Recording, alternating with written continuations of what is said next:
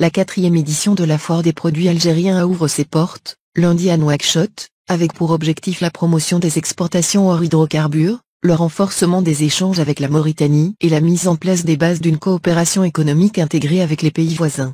La cérémonie d'ouverture de cette foire se déroule en présence du ministre du Commerce, Saïd Djellab, qui présidera une délégation de haut niveau, et la ministre mauritanienne du Commerce, de l'Industrie et du Tourisme, Naarmin Tamdi Ould Mouknas. Organisée par la Société algérienne des foires et exportations, SAFEX, cette manifestation, en cours, offrira l'occasion de consolider les relations de coopération entre les entreprises des deux pays et de signer des accords d'association dans divers domaines.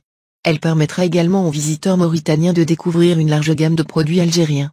Cette foire intervient dans le cadre des recommandations du président de la République, Abdelaziz Bouteflika, qui a appelé à s'orienter vers les marchés africains et à asseoir des ponts logistiques à même de dynamiser le commerce et la coopération économique algéro-africaine.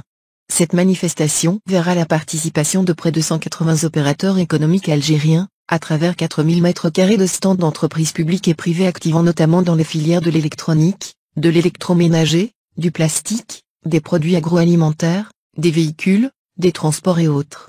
S'exprimant lors d'une visite d'inspection effectuée jeudi, en compagnie du président la ZFN, M. Mohamed Ould Daf, à plusieurs centres vitaux et structures industrielles et de production, M. Djellab a précisé que cette visite était l'opportunité de s'enquérir des potentialités offertes à l'investissement et au partenariat entre les opérateurs des deux pays.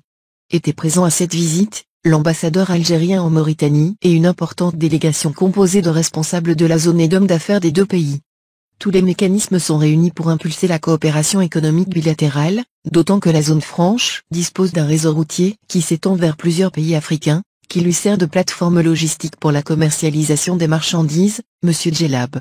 Il faut élaborer une étude sur tous les mécanismes disponibles au niveau de la ZFN et du poste frontalier, en vue de favoriser la compétitivité des produits algériens et l'investissement de manière à investir le marché de l'Afrique de l'Ouest, a-t-il estimé. Le ministre du Commerce, Saïd Djellab, a annoncé, ce lundi 22 octobre en marge de l'ouverture de la 4e foire de la production algérienne à Nouakchott, que le transport des marchandises algériennes vers la Mauritanie sera subventionné par l'État. Nous allons vous aider par la subvention du transport terrestre, a déclaré Saïd Djellab à l'adresse de Abderrahmane Ben Hamadi, PDG de Condor, présent sur le marché mauritanien depuis plus de 2 ans. Nous allons faciliter ce commerce avec un accord et nous allons vous aider par des subventions pour le transport terrestre, a déclaré Saïd Djellab. Avant d'ajouter, nous subventionnerons le transport terrestre pour que nos produits soient concurrentiels et présents en force sur le marché mauritanien. La participation de 180 entreprises algériennes à la foire de produits algériens à Nouakchott en Mauritanie n'a pas été du goût des Marocains, qui voient d'un mauvais œil l'entrée des entreprises algériennes dans un marché jusque-là dominé par les produits marocains.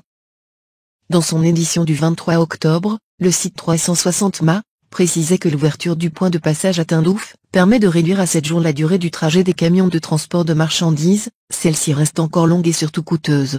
Pour le ministre du Commerce, M. Djellab, l'ouverture récente du passage frontalier Moustapha Ben Boulé à Tindouf a permis aux opérateurs algériens de se lancer directement dans les opérations d'exportation et de transport de marchandises avec des camions semi-remorques de transport des marchandises.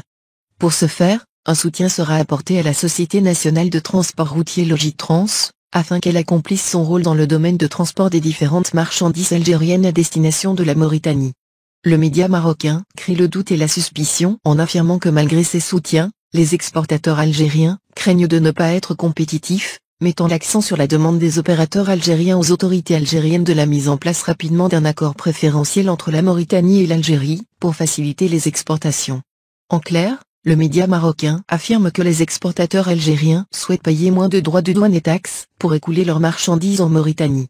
Tentant de maintenir un semblant de puissance dans la région, le média marocain a rappelé que le poste de Guerguera, par où transitent les exportations marocaines vers la Mauritanie, est l'une des principales sources de recettes du trésor mauritanien. On précise qu'au niveau africain, le Maroc demeure de très loin le premier partenaire commercial de la Mauritanie, 41% des échanges avec l'Afrique, loin devant l'Algérie, 19%, l'Afrique du Sud, le Sénégal, visiblement les Marocains, qui souffrent déjà lourdement de la fermeture de la frontière avec l'Algérie, étaient jusque-là, les maîtres en Mauritanie et ils vont tout faire pour casser l'initiative économique algérienne, d'exportation de marchandises. L'arrivée des produits algériens de qualité à l'image de Benamor dans l'agroalimentaire, des produits électroniques reconnus mondialement fabriqués par Condor, Iris ou encore Géant, la présence de Safser, fabrication de céramique et produits rouges, Sonalika, Venu, Faderco, produits d'hygiène, constitue une grande menace pour les produits marocains et surtout chinois ou français beaucoup plus chers. Ils vont faire perdre au Maroc et aux autres pays présents l'équivalent de 4 milliards de dollars, ce qui n'est pas négligeable.